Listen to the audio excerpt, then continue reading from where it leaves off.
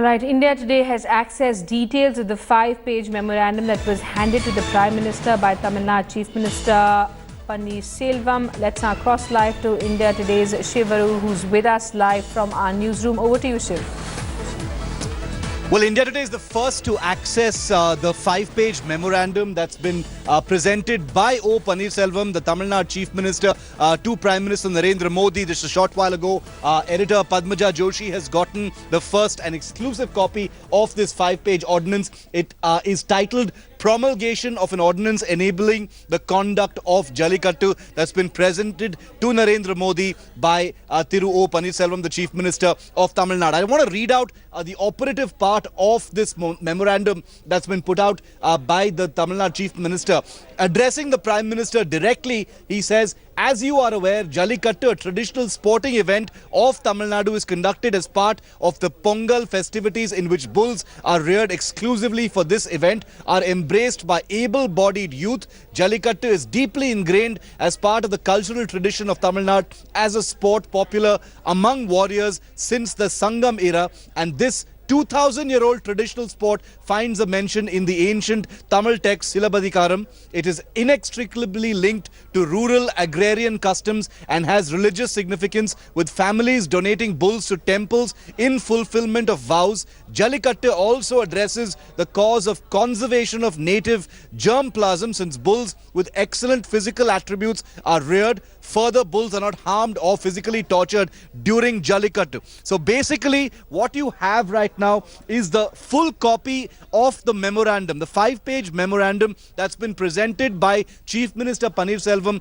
to the Prime Minister, making no bones in terms of tone or tonality, that it is completely predicated on culture, on tradition, on the the issues of Tamil identity and Tamil pride that is very much running through what's happening at the Marina Beach. It makes no bones, like I just read out in this first paragraph, that it is talking about something that has been situated as a tradition since 2,000 years. But very importantly, not only does it impinge on the issue of culture and tradition, but it also says that there is no cruelty. A very important part of this memorandum is that it says that there's no cruelty, there are cultural and religious significances as far as Jallikattu is concerned, but also that this protects the environment and these bulls are not harmed in any way. We know politically what is happening at this point of time. The Supreme Court has refused to take cognizance of the protest. The government, the Prime Minister, the executive are going to be very careful about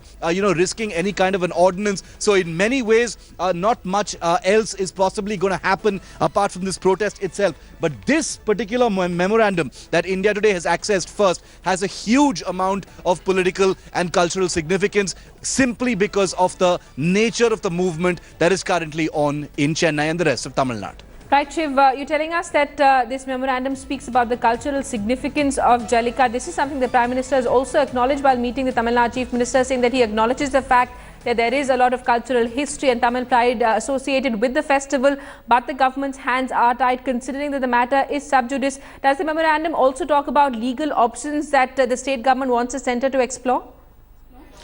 Very good question, Simi. Actually, one part of this memorandum I want to read out for you, because this is actually something that a lot of people are going to be deeply interested in. You talked about the legal aspects and whether this memorandum that India Today's Padmaja Joshi has accessed, that Pannirselvam presented to the Prime Minister, has any legal basis. Does it provide any kind of solutions as far as how the government can promulgate an ordinance as far as Jallikattu is concerned? It says the Ministry of it has urged the government to take necessary measures which would eventually pave the way for conducting Jallikattu events in Tamil Nadu.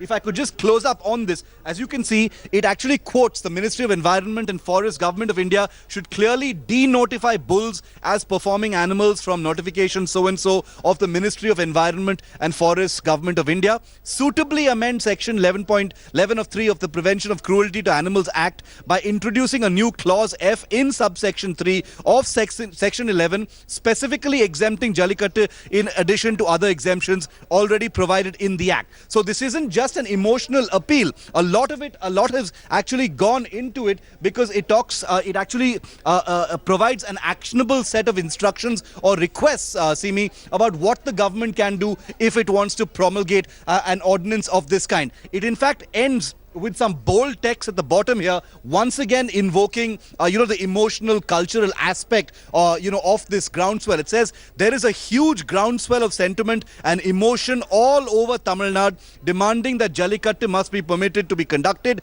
A large number of students and common people have been protesting peacefully across the state on this issue. Now remember, the AIADMK government in Tamil Nadu is very well aware that there is no Netagiri here. There are no political leaders who are part of what is a very violent and organic movement at the Marina Beach in Chennai, between Chennai and Madurai as well. So they're very careful not to try and take any ownership of it. They've been very sensitive and said this is a people's movement. There is a groundswell of support for Jallikattu to be allowed once again, and therefore this request for an ordinance. Shiv, thanks so much for those details.